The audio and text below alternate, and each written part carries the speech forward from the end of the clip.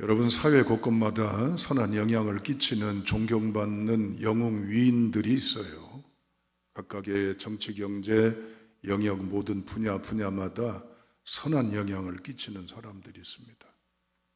이 사람들이 살아온 인생의 출생부터 시작해서 지금 현재 진행형 아니면 이미 사망한 사람이 이르기까지 전기라고 하는 장르로 그 사람의 과거에 대한 행적들을 기록을 합니다. 그럴 때 그 영웅시 존경받는, 추앙받는 사람들에 대한 이야기는 특별히 무게도를 주는 부분이 있어요. 다 서론, 본론, 결론 우리가 꼭 삼분할을 해서만이 아니지만 이 사람이 어렸을 때부터 달랐다라고 하는 게 저자의 의도들이 많이 담아있긴 합니다. 자, 우리 마가복음을 통해서 예수님의 공생사역을 우리가 조명을 해봅니다. 조명이 아니라 증언된 것을 우리가 접하게 돼요. 그런데 다시 한번 마가복음 1장 1절 한번 읽어보세요. 자, 읽습니다. 시작. 아멘. 마가복음을 보면서 제가 이렇습니다라고 소개를 드리니까 그렇구나라고 하는 거 느끼셨겠지만 마태, 누가, 요한복음하고는 확연히 차이가 나요. 자, 그런 거 아닌가 설명을 드리죠. 마태복음 1장을 뚜껑을 열어보면 뭐로부터 시작돼요? 아브라함과 다윗의 자손 예수 그리스도의 세계라. 그러면서 뭐가 쫙 등장합니까? 족보 이야기입니다. 그렇죠? 아브라함부터 다윗까지 14대, 그 다음에 다윗부터 포로기까지 14대, 포로기 이후에서 예수님까지 14대, 3분할 42대의 족보가 쫙 이어져 와요. 발음하기도 힘든 이름들, 낯익은 이름도 있지만, 물론 여인들의 이름도 나오긴 하지만, 뭐하러 이렇게 족보를 그렇게 쭉 나열했을까요? 아브라함부터 예수님까지 42대를. 왜 그랬겠어요? 예수님은 듣보잡이 아니란 말이에요. 듣도 보지도 못한 그런 존재가 아니단 말이에요. 예고돼 있고 예언돼 있고 이미 하나님이 보내실 메시아라고 하는 사실이 오래전부터 수천 년부터 공포되어 있는 바로 그분이 예수 그리스도다.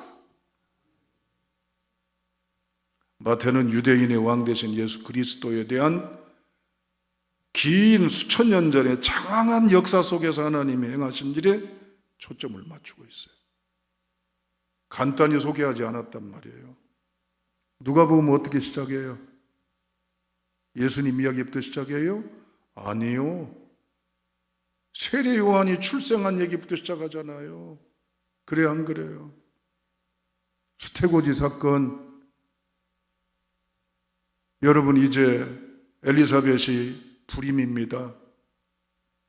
그러니까 천사가 나타나서 아이를 낳을 것에 대한 수태고지, 임신할 것을 미리 알려주잖아요. 그래서 예수 그리스도의 길을 예비하는 세례 요한이 역사 무대에 등장하고 이어서 예수 그리스도가 마리아의 몸을 들어서 태어난다고 하는 장황한 출생의 이야기, 어렸을 때 예수님의 이야기, 이런 등등을 1장, 2장 누가복음에서 전개한 이유가 뭘까요? 예수님이 다르단 말이에요. 그냥 자연 발생적으로 생물학적으로 결혼해서 생리적으로 태어난 존재다? 아니단 말이에요. 요한복음은 어떻게 시작을 합니까? 하나님의 말씀, 로고스인 말씀이 예수 그리스도다. 즉 하나님이 누구다? 예수 그리스도다. 그래서 예수 그리스도의 대심에 대해서 요한복음 1장부터 논증하고 합리적으로 논술적으로 명확하게 수사학을 이야기하면서 예수 그리스도를 얘기하는 거예요. 그러면 오늘 본문의 말씀 마가복음 어때요? 다른 마태복음, 누가복음, 요한복음처럼 예수님에 대한 출생 배경 훨씬 이전의 역사적인 증거, 예수님의 태어나기 전에 신비로웠던 일들, 예수님에 대한 논리적인 어떤 증명, 그걸 동원했어요? 팍 터뜨리잖아요. 하나님의 아들 예수 그리스도의 복음의 시작이라. 군더더기 없어요. 장황한 설명 없어요. 간단, 명료, 즉시. 그 다음에 깔끔하게 전개하잖아요. 이런 시조들, 원조들, 특별한 영웅들에 대한 이야기는 막 어떻게 보면 과장법을 쓰기도 하고 굉장한 어때요? 포장 위장하는 경우가 많아요. 물론 예수님의 마태복음, 누가복음, 요한복음이 그랬다고 하는 건 아니에요. 마가는 그냥 단도직입적으로 예수님에 대해서 군더더기 없이 수식과 해설 없이 그냥 직설적으로 도전을 합니다. 여러분 아시는 마가는 어떤 사람일까요? 마가는 어떤 사람이에요? 마가복음을 기록한 이 마가는 성경에 등장하는 사람이에요. 이제는 바나바의 조카로 나옵니다. 위로자라는 바나바의 조카. 바나바의 무슨 조카일까요? 친족할까요? 외족할까요? 어떤 조카일까요? 둘 중 하나겠죠. 찍으세요. 외조카요, 외조카. 누나, 아들이에요. 예루살렘의 귀공자입니다. 부잣집 아들이에요. 곱게 자랐어요. 깔끔하고 한눈에 보더라도 고생을 안 한 듯해요. 그런데 외삼촌을 따라서 바울과 함께 선교 여행에 1차 여행에 팀으로 동참하게 됩니다. 그런데 사도행전 13장 13절에 보면 그는 그만 중간에 여행에 저 그만할래요 하고 돌아가 버려요. 이것 때문에 사도행전 15장에 보면 사울, 즉 바울이 등장하도록 결정적인 멘토 역할을 했던 바나바하고 싸워요. 의견 다툼이 있어요. 이 마가가 왜 돌아갔을까요? 왜? 외삼촌하고 그 당시 사울이라 했던 바울인 사울하고 마가하고 이 세 명이 1차 선교팀으로 선교 여행을 가게 됩니다. 근데 중간에 돌아가요. 왜 그랬을까요? 앞서 얘기했잖아요. 예루살렘의 부자, 귀공자, 고생을 덜한 사람. 자, 여튼 바나바의 등장은 이렇습니다. 그런데 여기서 다시 한번 우리 1장 1절을 주목해서 읽어봐야 되겠어요. 한 번만 더 읽죠. 한 번만 더. 시작. 다시 강조하지만 깔끔하죠. 간결하죠. 그냥 예수님에 대한 표현을 핵심만 팍 얘기해요. 왜 마가복음이 이럴 것 같아요? 오늘 마가복음 이제 두 번째 시간입니다. 질질 끓는 게 아니라 마가복음을 이해해야 되기 때문에 그래요. 자, 마가가 마태복음처럼 누가복음처럼 요한복음처럼 말하지 않고 그냥 깔끔, 상큼, 정확, 명확, 심플하게 한 건 뭐 때문일 것 같아요? 다 같이 어디를 보시냐면 베드로전서 5장 13절 화면에 보여질 거예요. 예, 읽어봅니다. 시작. 형제로 하는 실루아노로 말미암아 너희에게 간단히 써서 권하고 이것이 하나님의 참된 은혜임을 증언하노니 너희는 이 은혜에 굳게 서라. 아멘. 내가 신실한 형제로 아는 실루아노로 말미암아 너희에게 간단히 써서라고 그랬어. 형제로 여기는 실루아노는 누굴까요? 베드로의 통역관, 비서, 수행관, 서기관 베드로의 일거수일투족 그림자처럼 뗄래야 뗄 수 없는 밀착되어 있는 한 사람이 베드로 전서에 등장을 해. 누굴까요? 마가요, 마가. 마가가 누구하고 지금 같이 다니고 있어요, 지금? 바울하고 같이 안 다녀요. 누구하고? 예수님의 수제자라고 우리가 별칭을 비추는 베드로와 같이 다니면서 주로 많이 들은 얘기는 누구 얘기를 들었을까? 이 표정을 어떻게 해석을 해야 할까요? 다른 사람한테 건너 들은 게 아니라 직접 3년 동안 예수님을 만났을 때부터 시작해서 예수님의 십자가의 죽으심, 부활, 승천하시고 났던 모든 생생한 드라마틱한 파노라마 같은 이 이야기를 누구로부터 직접 현장에 있었던 목격자인 누구에게 들었어요? 베드로에게 들었어요. 누구 얘기를? 예수님 얘기를. 그럼 물어봅니다. 왜 깔끔, 명확, 정확, 심플? 한 이유가 뭘까요? 베드로 얘기 꺼내는데 힌트가 있어요. 추리가 뛰어난 분들은 이미 감을 탁 잡기 시작해요. 아하, 그거구나 라고 싶을 수 있어요. 베드로 어떤 사람이에요?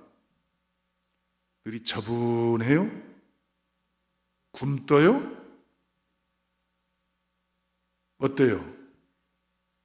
군뱅이 기어가듯 그래요? 어떤 사람이에요? 적극적이에요. 윽하니 대답하는 사람입니다, 여러분. 굉장히 충동적이기도 하고 적극적이기도 하고 활동적이기도 하고 굉장히 도발적이기도 해요. 지가 신앙 고백도 남들보다 제일 먼저 잘해 칭찬도 받아. 풍랑에는 바다 위를 예수님 걸어오시니까 지가부터 탁 뛰어들어가지고 바다 위를 걷는다고 난리를 쳐. 다른 제자들은 예수님께서 부인한다고 할 때, 제자들에게 너희 중에 나를 부인한다고 그럴 때, 이제는 판다고 그럴 때 눈치 보고 그러는데 툭 튀어나서서 하는 말이 믿으세요 주님, 저만 믿어요. 절대로 저는 그런 일 없어요. 누가? 베드로가. 아까 마가는 누구하고 동행 수행 동거동락한다고 그랬어요? 베드로. 하루 이틀 수십 년. 그러면 마가의 이 마음 속에, 의식 속에, 감정 속에, 판단 속에 누구를 돕고 수행하는 이 멘토인 베드로의 정서나 감정이나 의식과 틀이 배어 있겠어요, 없겠어요? 이건 추론이 아니에요, 추론이. 그럴 거다는 막연한 기발한 상상이 아니에요.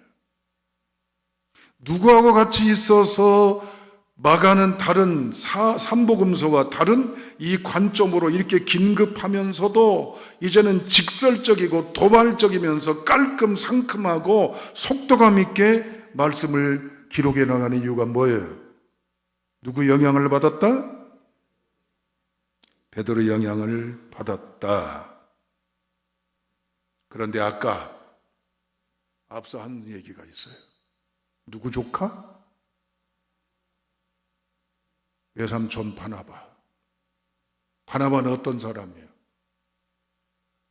넓은 사랑, 따뜻한 사랑, 성질이 느긋한 분, 참고 그냥 넘어가주는 분, 보고 너 틀렸어 맞았어 아니야 하지 않고 뭐요? 괜찮아 그러는 분. 보세요. 그 증거를 이제 우리가 느낄 거예요. 마가복음 6장 52절 찾으시면 더 좋고 아니시면 여기 읽어보세요. 마가복음 6장 52절 시작. 이는 그들이 그 떡 떼시던 일을 깨닫지 못하고 도리어 그 마음이 둔하여 졌음이로라. 아멘. 한마디로 말하면 이렇게 말씀드려요. 마가는 제자들의 실수, 문제점을 적당히 안 넘어가요. 팍 찍어요.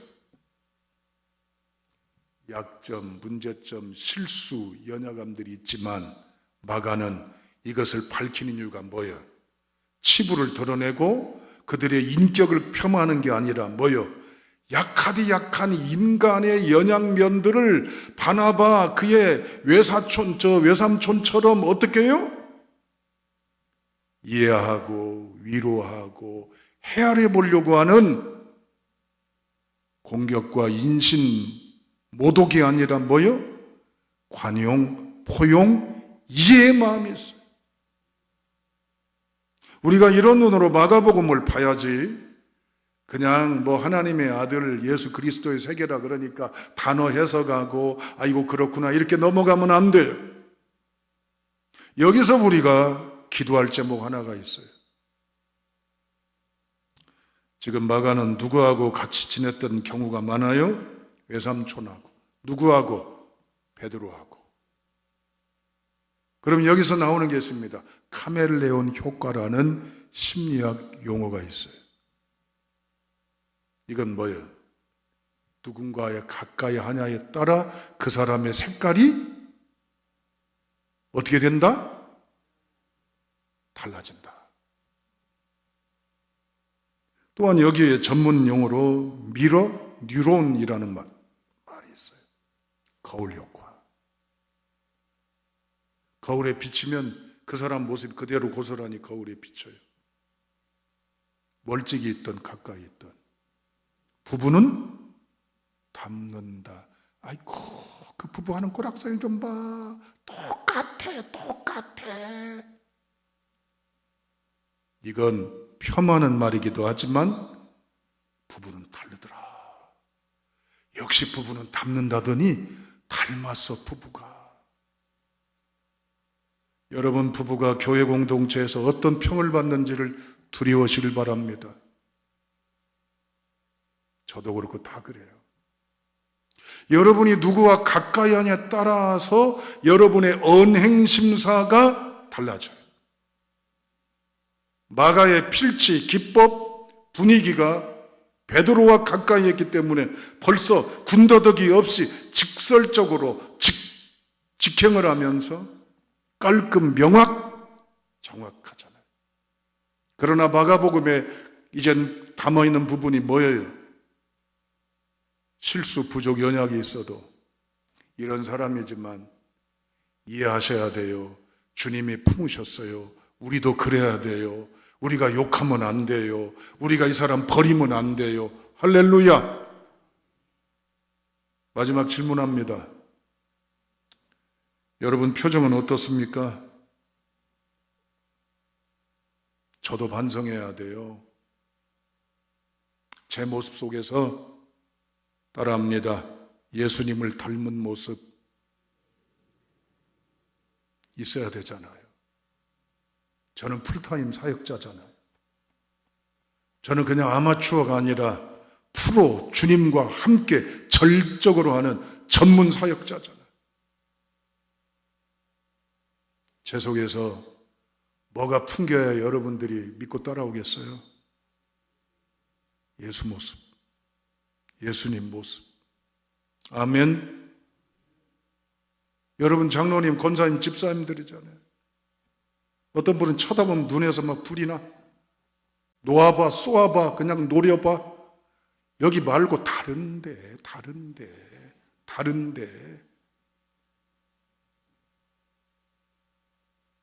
웃을 얘기가 아니에요. 웃을 얘기가 아니에요. 여러분의 모습을 보십시오. 주님과 가까이 하는 여정입니다. 모태부터 시작해서 주일학교 때, 중고등학교 때, 청년 때, 대학 때, 군대 가서 아니면 어느 시점에 그러기를 어느새 몇 년? 몇 수십 년이에요. 내 모습 속에서 가짜가 아닌 진짜에 배어나는 향기가 있어야 될 줄로 믿습니다. 이게 오늘의 결론이요. 마가복음을 보면서 왜 이랬을까를 설교자로 고민할 수밖에 없었어요. 왜 이런 필체, 이런 분위기, 왜 이런 여건으로 마가가 이렇게 써내려갔을까? 저로 하여금 이 놀라운 역사를 보게 하신 거예요. 그리고 물어왔습니다. 성령께서. 너는 진영이 너는 바리새인들처럼 사두개인들처럼 서기관처럼 말하는 말쟁이 말고 너는 이 말씀 앞에 두렵고 떨리고 무겁고 고통스러운 고백을 우리 품어야 될 줄로 압니다. 사랑하는 여러분, 사도행전 11장 26절에 보면 수리디 안디옥 교회 교인들을 부르는 명칭이 있었습니다. 그게 뭐죠? 그리스도인. 그리스도인은 칭찬이 아니었어요. 아이고 저 무지랭이들, 저 못난 것들, 아이고 저 의지짜는 것들, 아이고 저것들 그 봐봐 저 아이고 별거 아닌 것들, 이런 저주 능멸의 단어였어요. 이렇게 아래로 깔고 무시하고 외면했던 그들이 그렇게 함부로 대할 수밖에 없는 미미한 존재인 줄 알았더니 나중에 겪어보니까 대해보니까 만나보니까 뭐요?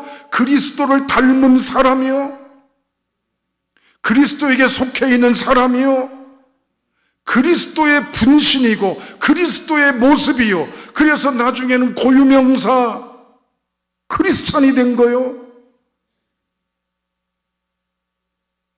집에서나 직장에서나 어느 사회에서든지 아이고 저 예수 믿는 것들 말만 잘해, 저것들 그냥 시끄러워 모이면 그냥 거짓들 많아. 여러분 직장에서 혹시 여러분 모르는 사이에 동료들이 여러분 욕하고 있는지도 몰라요. 못 느끼세요? 여러분 주위 사람들이 처음에는 무시하고 외면했을지라도 아니네, 겪어보니까 아니야, 아이고 저 사람 이젠 어리석은 줄 알았더니 그게 아니라 뭐요? 다르네, 역시 다르네. 아멘. 이러한 성도로 결단할 수 있기를 주님의 이름으로 축복합니다.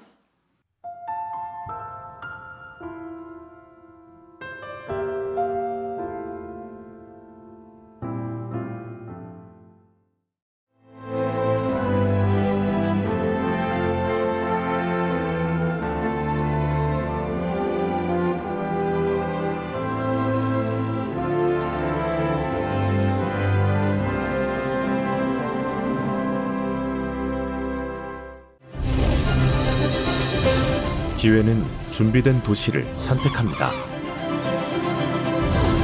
대지엔 바이오, 반도체, 도심엔 문화, 하늘엔 우주.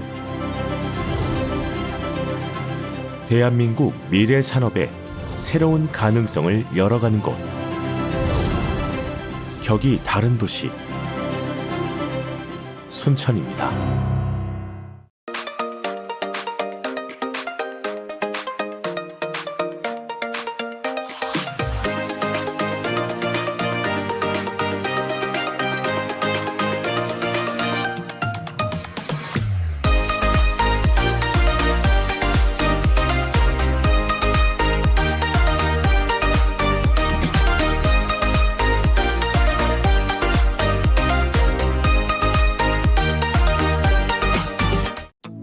다양한 봄 향기가 불어옵니다. 맛있는 차가 어떤 거냐면 말이지, 안개가 가득한 산속에서 정성으로 길러냈다는 사실. 다양한 봄 향기가 가득한 보성 다양 대축제로 여러분들을 초대합니다. 보성 다양대 축제.